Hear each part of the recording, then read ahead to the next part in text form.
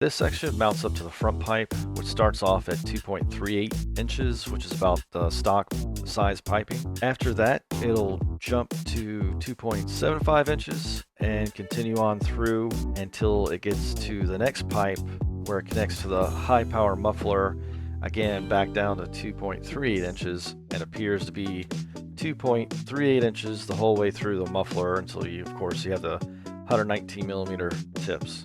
And of course, you gotta love the HKS stamp on there. It's pretty nice. I think these dimensions will actually keep it relatively quiet compared to something like the invidia R400 exhaust system. I've had that before and it was way too loud, too much drone. So I'm hoping that this will do better than the R400 as far as daily driving. Keep in mind, I do have an RV6 catted downpipe and front pipe.